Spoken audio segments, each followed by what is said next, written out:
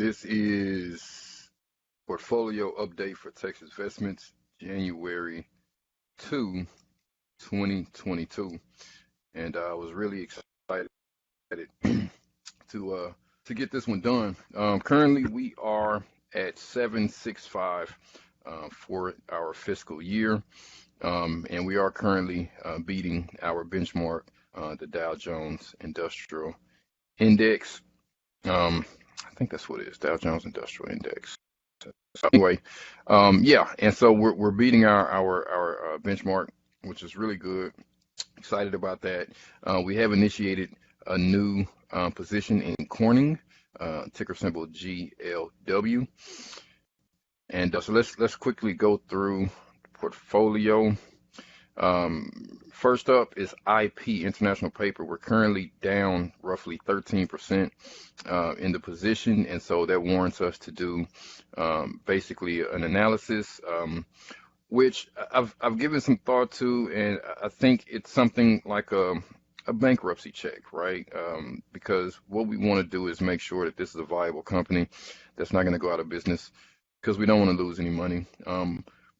But also, too, we want to find out whether or not the stock price can ever reach the purchase price. And so that's important. And so we'll do that.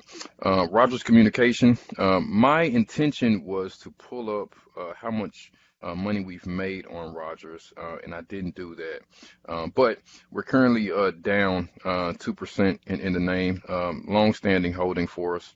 Again, price hasn't moved around much at all, and that's not a bad thing. We'll continue to collect dividends on it, right? XL Energy, we are currently up about 5%. I've discussed before, this was something of a mistake, but again, we can exit this position kind of whenever we want to, and we'll be okay there. Honestly, I mean, we're up 5%. But I'll make a decision very shortly, actually. All right, Valero. We're currently up about 1%. I'm sorry, we're currently down about 1%. We just initiated an option to some profits went in on the 31st of December. So that's a really great thing. Made a little bit of money there. Campbell Soup currently up slightly in the name, only 1%.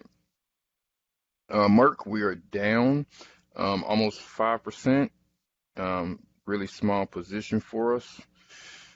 Southern Copper, we're up 2%. So really good. Looking forward to hearing some good things from them at the next earnings call. And then Regions Financial, we're currently down roughly 16-17%. I did do an analysis for Regions Financial just yesterday, and Regions Financial, really great company, doing some really good things, and so we'll just hold on and see where this thing goes and reassess once we get back to the purchase price of $26. And then GLW, of course, is our new position. As of January 2nd, our broker statement that we own GLW.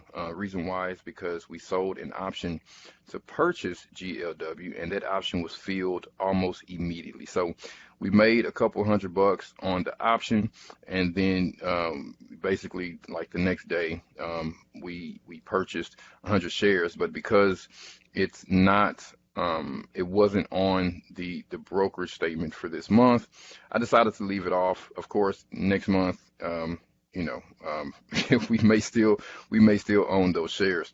All right, MPW, real estate holding for us, looks like it's up 12-13%. So that does give us a reason to look at selling out of this position, or maybe even sell a little bit at a profit. The program is currently calling for 130 shares, and we have 200. So Even selling 100 shares, I think will put some cash in our pocket, but also leave us in the name if, in fact, we find that it's the best place for us to be.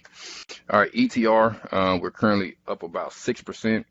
And this is a lot of reason why I haven't sold Excel Energy, because it appears that the utility sector is moving really well right now. And so I kind of want to hold off and see where that goes. But again, we'll have to make a decision. Actually, there was a pending order to sell Excel Energy on the 22nd of January. And so I think I'm going to keep that order there. And then after the 22nd, I'll kind of decide what to do with it. So that's it. Again, we're going to do analysis on international paper, and we're going to look at our options for MPW.